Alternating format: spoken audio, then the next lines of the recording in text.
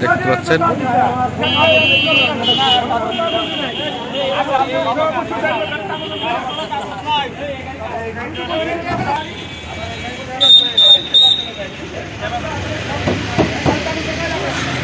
অবৈধভাবে যারা রাস্তা রিসার্চ রাসেল মিয়া মামলা দিয়ে তাদেরকে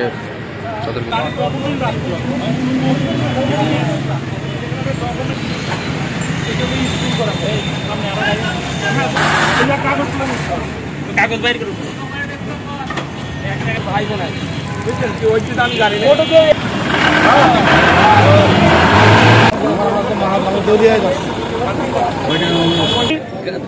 ড্রাইভিং লাইসেন্স নাই গাড়ি কেন রাখা 10,000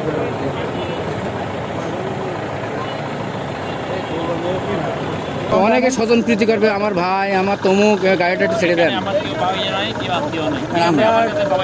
ট্রান্সপোর্টের সাথে কথা আইন ভঙ্গ করবে আমরা তাদেরকে আইনের আওতায় নিয়ে আসবো। সবার প্রতি আইন প্রয়োগে আমরা করবো, সবার সাথে আমরা সৌহার্দ্যপূর্ণ সম্পর্ক রাখবো, পাশাপাশি আইন প্রয়োগে সর্বোচ্চ কঠোর হবো।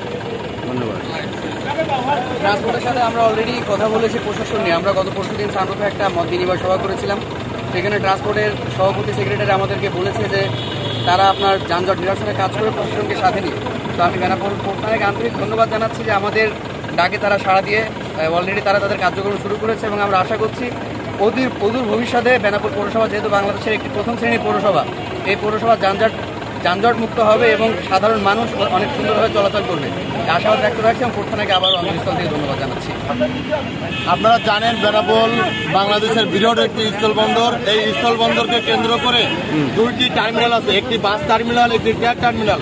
আমি সাধারণ একজন বেনাপোলবাসী হয়ে আমি দাবি করব অবিলম্বে বেনাপোলের বাস টার্মিনালটি চালু করা হোক এবং খোলা গাড়িগুলো, খালি গাড়িগুলো, বিশেষ করে খালি ট্রাকগুলো যেন হাই রোডের উপরে যেন না রাখে।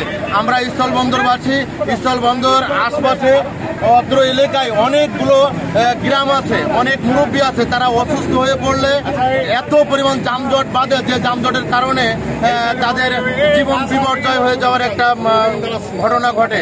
সেক্ষেত্রে আমি চাই দ্রুত বাস টার্মিনাল এবং ট্রাকগুলো যেন ট্রাক টার্মিনাল থাকে। এটা আমি বেনাপোল কর্তৃপক্ষ যারা আছে, ঊর্ধ্বতন কর্তৃপক্ষ, তাদের কাছে জোর দাবি দেওয়া।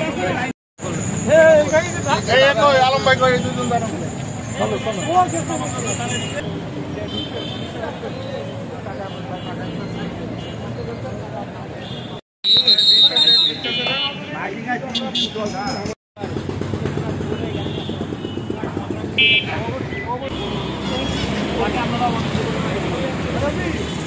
সামনে থাকেন।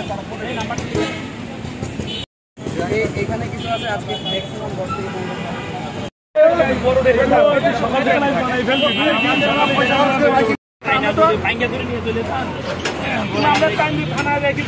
পরবর্তী কাগজ আনলে আমরা